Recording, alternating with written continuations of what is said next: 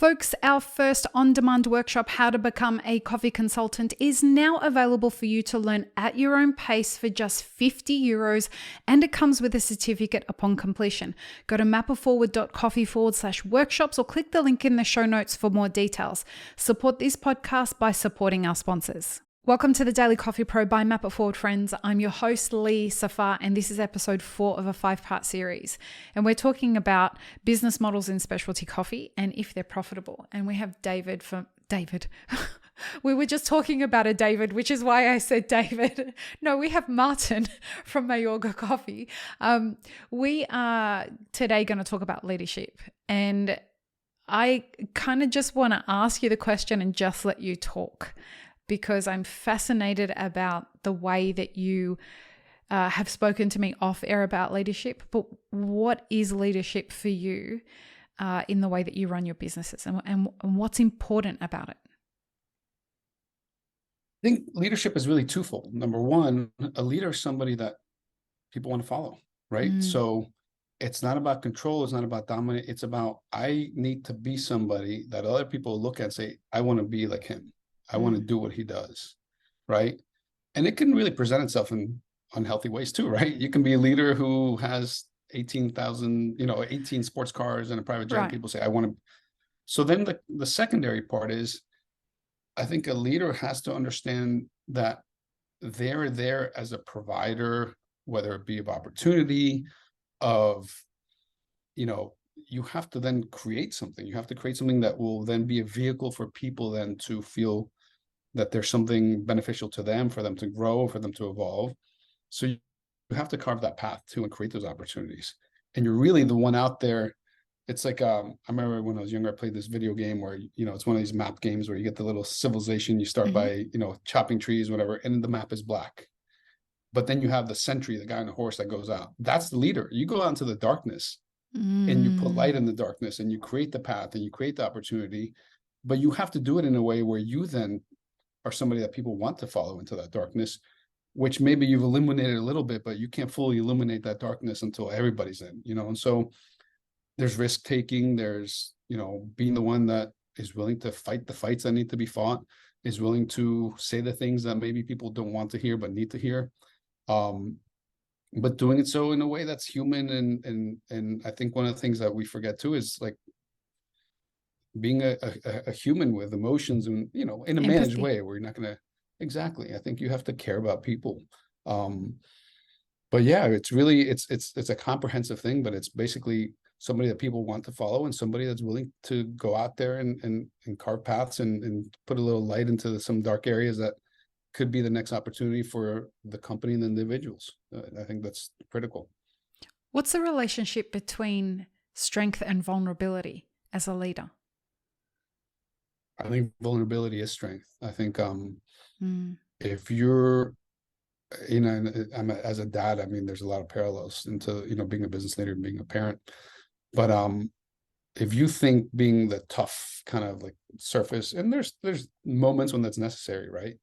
I tell my son, look, you need to walk into a room and you almost need to be mysterious, right? People can't figure you out. Like, you don't want to go in there and be the overly emotional or overly, kind of tough acting. There's a balance. But I think vulnerability is critical because we're all vulnerable. And I think if we don't accept that reality that we all have fears, we all have insecurities, we all have. And I think by being vulnerable, you also tap into the fact that you can connect with other people because everybody's vulnerable. And I think by showing others that it's okay and it's part of the human experience, you lose a lot of opportunity to connect with people and to really connect in a way that once you find that connection, you can then kind of go out and battle together, right? And do what needs to be done together. We do company retreats every year. Last year we had in Guatemala, and part of that is those conversations, like, how do you define what your success is? How do you understanding people and what makes them tick? Because we're all a product of our history and our childhood but now we're all sitting here saying, hey, we're all going to go out and do this. Well, let's align that, right? Let me understand you, what motivates you, what, maybe isn't productive for you. I think that's at the end of the day, we're in a very interesting human experiment that if we don't participate in, then we're kidding ourselves, and I think I live in a very nice generation where I'm seeing more humanity in leadership. Recently, I've seen it run away a little bit with this whole like glamorizing entrepreneurship as a premise rather than a reality. And, people think it's all about private jets and and things that hustle don't really culture. matter. Yeah. But I think being human and being understanding, but also, like I said, being somebody who people want to follow. I wake up at 4:30 in the morning. I exercise every day. I eat right. I make mistakes and I try to rectify them. I do stupid things or say the wrong thing to somebody. I go back and apologize. I'm willing to listen to different opinions. So it's a malleable reality, right? You have to be strong and focus on the forward and the vision, but you also have to be able to stop and say, okay, I'm not always right, and that's part of what I tell my team all the time is like, look, feel free to express any disagreement because I'm just figuring it out on the fly. So maybe you're seeing something I don't. Just like I tell my son, look, just because I tell you something or even if I ground you, you feel free to express how that makes you feel if you think I'm wrong. Doesn't mean I'll change my mind, but I'm willing to listen because guess what? I have been wrong a few times in my life. So I think that's important. What's your approach to mistakes as a leader? Not just your mistakes, not just, let me clarify the question. Not just your mistakes, but yes, your mistakes and other people's mistakes.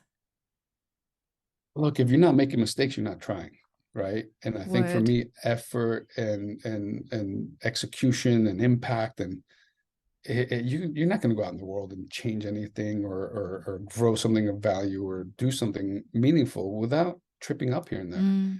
So for me, it's a red flag when somebody's just coasting and smooth and everything they're doing is perfect. You're going to make mistakes and you should make mistakes.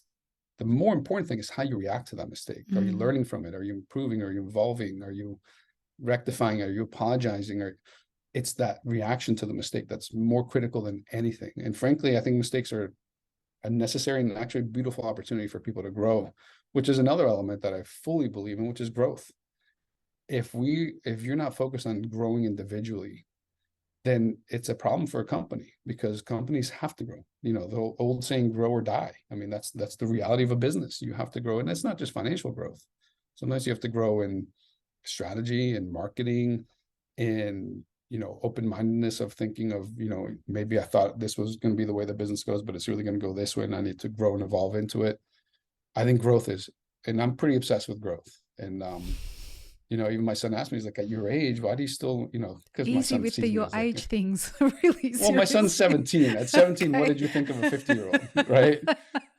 But I'm just giving you perspective of growth is a never-ending pursuit.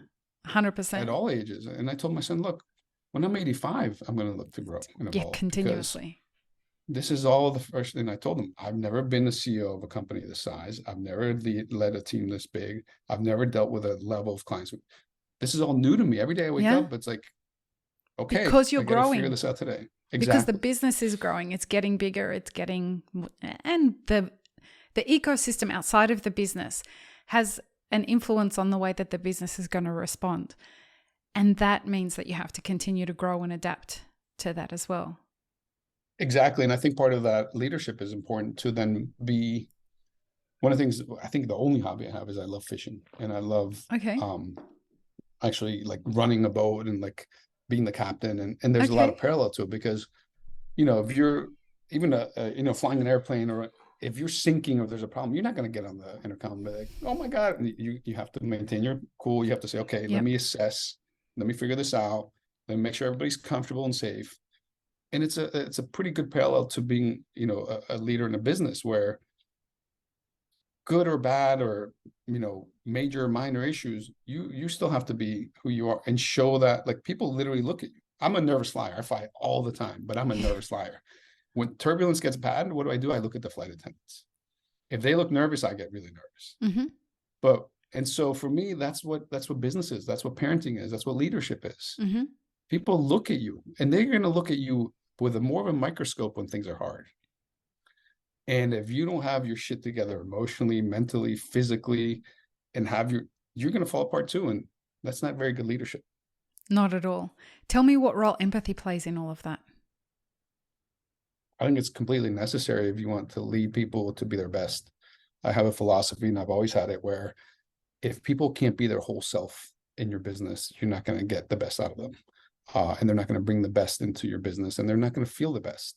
Mm-hmm. Right. I'll never forget. I had an incident years ago where I found out that a employee came to a manager, and this is like 10 years ago, and asked if they're okay with them getting a tattoo sleeve. And this is a roaster who worked. And the manager said, no, I wouldn't be, because it's unprofessional. And when I Wow. found out about it, I called that person in and said, listen, people have to be, and I believe this in my life, whatever you choose, whatever makes you happy, whatever makes you feel whole and satisfied and cared about, whatever it is, do it. I want you to do it. So if someone came, and we ended up terminating this person because they didn't get that, right? And it's such an important thing to me, where it's like, I want you to be the best version of yourself that you want, not what I want, not what I believe in, not what society wants, not what investors want. And that's why for me, I own the company 100%. I'm not beholden to anybody. So for me, it's more about, is this person great for this role? And then everything else is like, whatever they want to do, whoever they want to be, not only do I support it, like, how can I help? Right. I think that's a huge reality for me, that I want the best version of you, and you want to be the best version of you. And if I can facilitate that, that's what we need to do, right? Because nobody can come to a workplace or build something of meaning and feel like there's part of them that needs to hide, or part of them that is judged, or part of them that isn't respected. I think so that empathy is critical. And for me, the empathy, and I got to be honest, maybe it's a bit, I don't know, maybe it holds me back a little bit, but my empathy for the people who have been given false hope, or the people who have been taken advantage of generationally, that's an empathy that hits, because I think I feel a lot of guilt, because I grew up in these countries, and then I was given this massive privilege of coming to the US. That alone, to me, it's like, fuck, I'm privileged. And I tell people, by some act of fate, I was born here, and there's a kid who was born here who has to wake up every day, collect wood, walk it into the Capitol to get $1.50 to go help feed his family. I did nothing to earn the place where I was born, and I wasn't born into wealth. I mean, my parents they never owned a home. But the wealth of coming to the US, being educated in the US, having the opportunities that the US gave me, is such a privilege, that to then see others who just have no shot, who have no hope of like really aspiring to even something as basic as having opportunities, that one actually, it's a very, and I think a lot of it comes, I do feel guilt about, like, well, I left there and I have all these opportunities. I've been blessed to build a substantial business that provides for my family, for a lot of people. And that's what I wrestle with a lot, because and it goes into something very interesting on, like, the conversation of, like, well, just pay farmers more. There's nobody in this industry that has wanted to believe that more than myself. But I also realize, like, I'm in a very competitive space, and if I just pay more, that means I'm gonna have to charge more. And once I do, I'll lose my customers, right? So there's this balance of, like, fuck, I gotta have to run a business that's smart, and I have to help people, but I can only do it to the capacity that the market will allow. And there's a lot of struggle there. So, but yeah, long story short, I think empathy is critical. The tagline of Map It Forward and the way that we do business is it's conspiring to each other's success. And a lot of that has to do with the fact that there are too many people in the industry who are just out for themselves. If we can embrace this idea of conspiring to each other's success and not cut down people in the process who are trying to do great shit, then I think that we can perhaps turn some things around in this industry. The question that I want to end this episode on is more about you as a leader, and the impact that the fact that you have this deep desire to conspire to other people's success while also being very successful yourself. Do you find, being the person that you are and the way that you talk, do you find that it intimidates a lot of people, and how do you deal with that as a leader? It's tricky, because I'm kind of this, I don't really have an identity in that world of business. And, like, there's a lot of people that I'm around who are very, like, make money, and they're very good at it. I can't relate to those people. But then I'm in an industry where it's like, let's help people, let's make an impact. A lot of it's bullshit. And So I think in my industry, because I've been successful, I actually think that I'm perceived as, oh, they must not do quality, or they're just Right. this big company. Um, people don't realize I've scaled the business because I've focused on quality, not in despite of quality. I built a model that creates quality uh, in a sustainable fashion. But I do think that, and I refer a lot to conversations with my son, because these are the moments that when I realize these things, I try to teach him. There are parts of people who we see be successful that we look up to. But then when we go into layer 2 and 3, we see parts that we don't want to accept in ourselves. So I've seen it, and I saw it very early on when I started the cigar business. And I aligned with this guy, Lou Rothman, who owned JR Cigars, who became a almost $1 billion cigar business. And I heard terrible stories about the guy. When he and I worked together, he literally said to me, he's like, how many people have told you you're doing business with the devil? I said, everybody.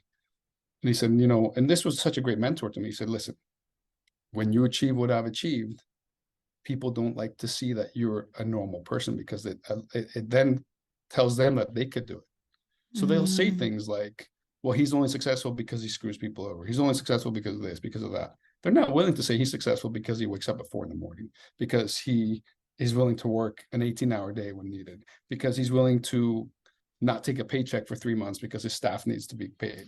They don't talk about those things. We've all been there. So I think that people who know me realize that, look, Martin's been successful, and I have no shame in that. And I think the movement nowadays to be ashamed of success is idiotic, because my success allows opportunity for others, and my success is a function of 25 years of hard work.